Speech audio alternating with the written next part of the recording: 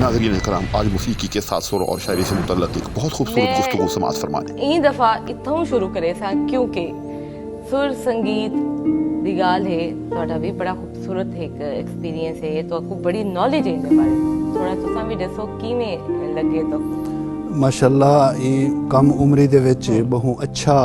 performance पेश कीती है चूंकि एक वड्डे बाप दा बेटा है और घर दी तरबियत है जिहड़ी वो बड़ा रोल प्ले करेंदी है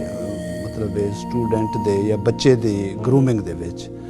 मौसीकी दे हवाले नाल मैं एक गाल जरूर आखसां कि ही वक्त पूरी दुनिया दे विच जितना भी मौसीकी थींदी पई है वो टोटल 12 सुरें दे उत्ते बेस करेंदी है यानी गिनती दे एतबार नाल सुर 12 हैं ठीक है नामे दे एतबार नाल सुर 7 हैं वो मैं थोड़ी सारे गा मा पा धा नी ये असल इन्हें दे सुरें दे नायन के रेख अपना खर्ज रेखब गंधार मध्यम पंचम धेवत निखात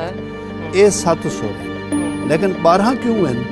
2 सुर ही दे विच जरा खर्ज और पंचम यानी सा और पा है जरा वो अकेले हैं अटल सुर अचल सुर उन्हें वो कल हैं तना है बाकी 5 सुर डबल हैं यानी रेखब कोमल रेखब तेवर मध्यम कोमल मध्यम तेवर इवें धेवत कोमल धेवत ए 10 सुर थी वैसन ते 2 सुर जरे कल्ले खड़े थे ए 12 सुर टोटल मौसीकी थी दी पई सारे राग ही दोते मौजूद अच्छा रागे दे वाला 3 किस्म थी लेकिन ओडो राग जिंदे उत्ते सिर्फ 5 सुर लगदे हैं 2 सुर वर्जित थी जिवें मालकाओं से ये 5 सुर दा राग है इवें बे ढेर सारे हैं इन्हें को ओडो राग आखसू बेन जिन्हें को 6 सुर लगते हैं वो खाडो राग हैं ठीक है 7 सुर जे हैं वो संपूर्ण राग हैं उन्हें को पूरे 27 सुर लगते हैं सही जिवें जयजयवंती है बिलावल है या दरबारी है या जौनपुरी है ये मकसद है संपूर्ण राग हैं अच्छा कुछ राग हैं जे वो खाडो संपूर्ण हैं वो किवें भाई वो इवें कि अरोही दे विच 6 सुर लगसन ठीक है अमरोही दे विच जे वाला वलसी वापस उदे 7 सुर लगसन जिवें मियां की टोड़ी है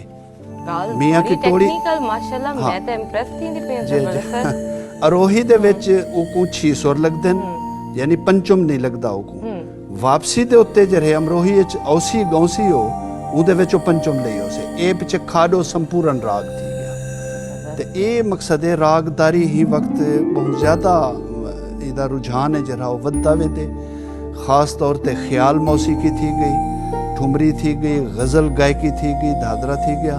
तो ये मौसीकी भी होंदी ही इवें समझो एक जदीद किस्म है फोक सॉन्ग जरे बहरहाल सुरें को बाहर कोई भी मौसीकी कहनी पूरी दुनिया दे विच चाहे जेरी जुबान दे विच गावी वेंदी पई है वो 12 सोरी मैं सवाल तो पूछना चाहती हूँ गाल तो मैं कोई लेकिन तुसा एंड ते गाल करके बस चुप करा दिते कि सारी अगर तू सादे वे सुर दे विच इंता सा दे ठीक है सुर सुर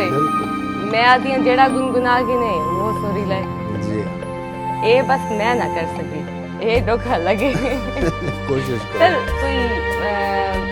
शायरी सुनाओ ताकि मैं उठाऊं गाल पकड़ के मैं इतना गजल के चंद शेर ये निकला अर्ज है कि सारे गाँवों को खबरदार नहीं कर सकता सारे गाँवों को खबरदार नहीं कर सकता मैं सरे आम तुझे प्यार नहीं कर सकता और हालत जंग में जब तक तू मेरे सामने है एक भी शख्स पे मैं वार नहीं कर सकता और शेर देखें कि आंख से अश्क की हिजरत को मैं रोकूं कैसे आंख से अश्क की हिजरत को मैं रोकूं कैसे मैं मुहाजिर को तो अंसार नहीं कर सकता जबरदस्त और तेरे चेहरे से मैं अब नजरें हटाऊं कैसे तेरे चेहरे से मैं अब नजरें हटाऊं कैसे अपनी आंखों को गुनाहगार नहीं कर सकता और तुझसे अब इश्क किसी को नहीं करने दूंगा तुझसे अब इश्क किसी को नहीं करने दूंगा